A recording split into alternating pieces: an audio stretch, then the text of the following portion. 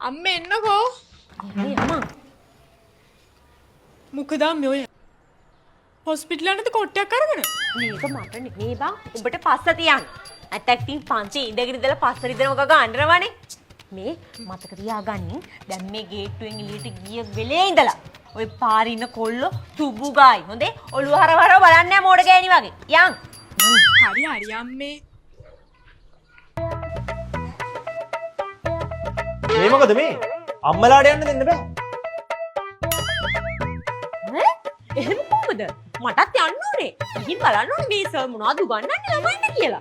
ඇයි යන්නේ? මේක දිගට උගන්වලා අවසානට පේපරයක්වත් හරියට කරගන්න බැයි නා. අපි ගෙවන මේ ලක්ෂ ගණන් සල්ලි වතුරේනේ. ඒක නෙමෙයි. ඔයා මොකද මෙතන වැඩ කරන ගමන් අපිට රවින්ද්‍ර සර්ගේ ඔන්ලයින් ක්ලාස් එක යන්න කියන්නේ? අපේ සර් මෙතන උගන්වන්න කලින් රවින්ද්‍ර සර්ගේ ඔන්ලයින් ක්ලාස් එකට ගිහින් ඉගෙනගෙන තමයි එන්නේ නංගි. මොකක්? අපි වැඩි ගාණක් ගෙවලා ඇවිල්ලා තියෙන්නේ මේ වගේ තැනකටද?